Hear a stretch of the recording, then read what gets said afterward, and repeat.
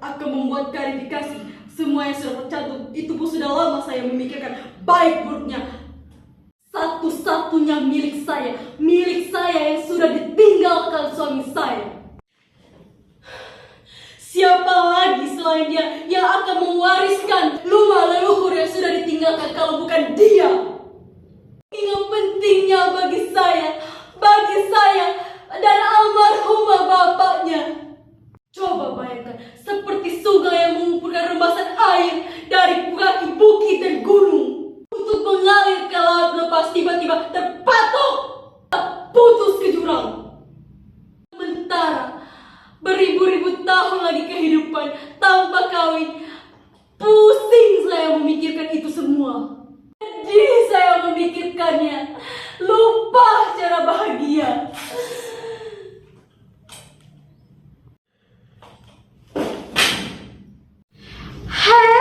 Ibu tuh gak usah khawatir, hukum itu adil, baik. Kata ibu langgaran saya. Kalau hukum itu dilindungi, kalau kita berkata jujur toh bu. Karena itulah saya tenang.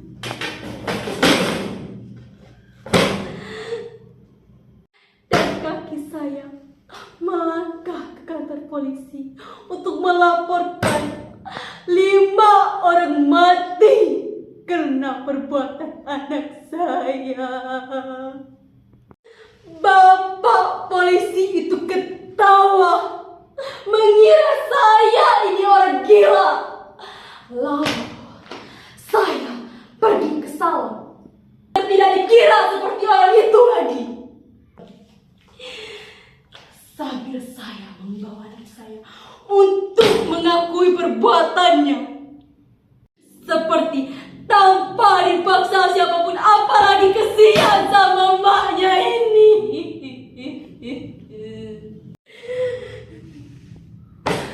Sebelum bertindak hari itu, saya dan anak saya sudah bersahabat untuk mengakui perbuatannya.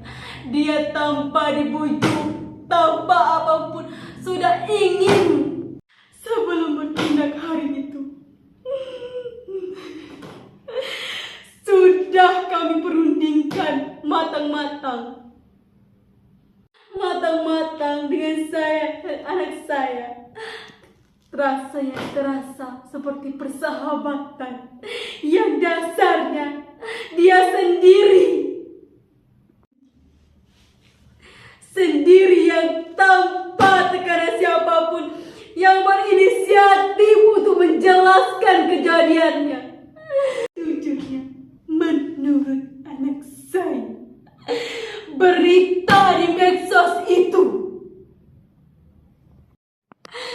simpang siur mengutuk kejadian itu sebagai perbuatan yang keji, kejam dan biadab, sambil mencurigai, memojokkan menantu yang berada di balik kejadian itu. Tak lain adalah anak sahabat saya.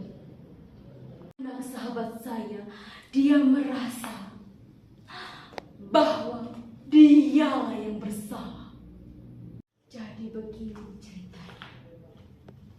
Malam itu mereka berlima sedang main kartu. Tiba-tiba anak saya tidak ingat apa-apa lagi dan terbangun di rumah sakit. Rumah sakit terbaring bersama menantu yang kaya itu. Medsos itu mencurigai menantu yang suka mabok-mabokan, main kartu. Itulah yang membunuh mertuanya, istrinya, dan pembantunya karena ia tak sanggup lagi untuk membayar hutang akibat kalah judi, dan hukumannya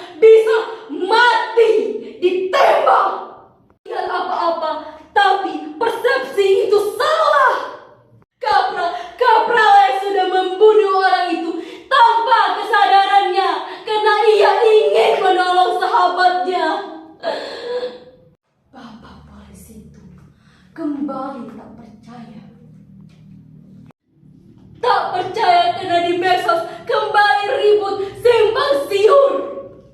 Anak saya diamankan.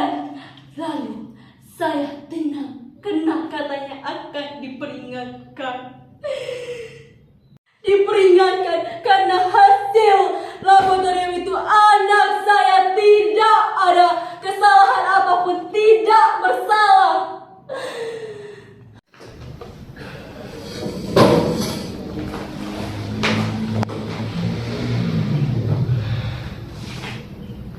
Bu, ibu itu mau seperti mana lagi?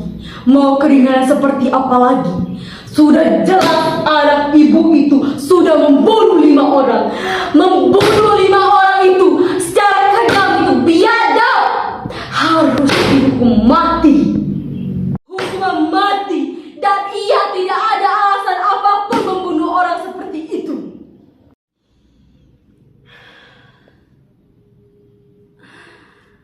Untuk itulah anak saya satu-satunya milik saya akan dihukum mati.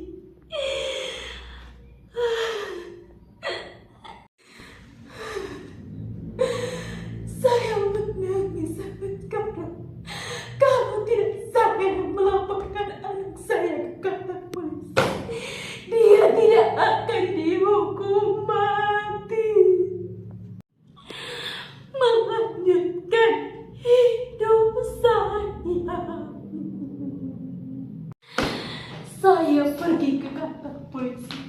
Mungkin saya ibu satu-satunya yang berdosa kepada anaknya.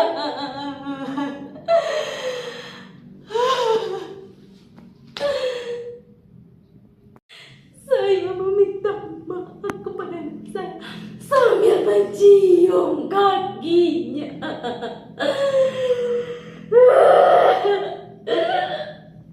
Tetapi yang membuat saya bangga, dia siap menanggung dosanya sendiri. Tetapi yang membuat saya bangga, dia siap menanggung dosanya sendiri.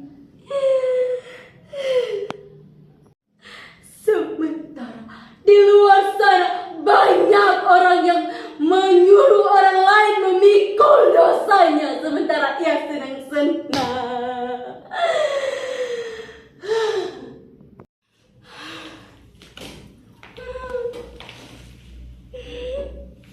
Pada hari itu eksekusi dilaksanakan.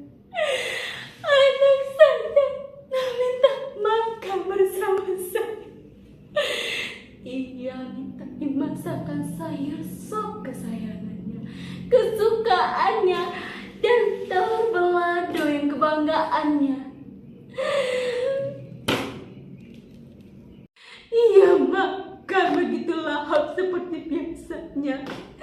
Sedangkan nasi saya banjir dengan air mata. Malam itu saya kembali ke rumah. Kaki saya lemas. Teringat dia suka main sama bapaknya, main kuda-kudaan, main tembak-tembakan. Kalau punggung saya ini pegal, dia yang menginjakkannya. Tapi subuh besok dia akan dieksekusi mati.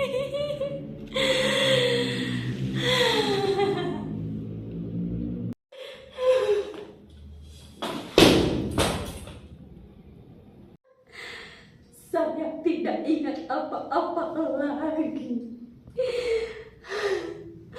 Jam 3 subuh ini, tinggal 1 jam lagi anak saya akan dieksekusi.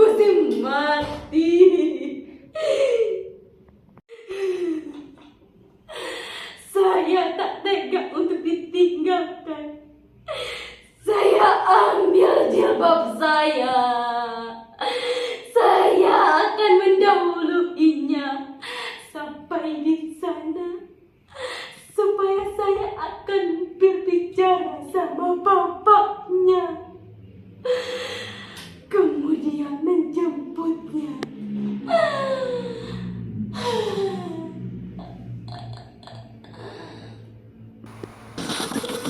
Selamat siang pemirsa.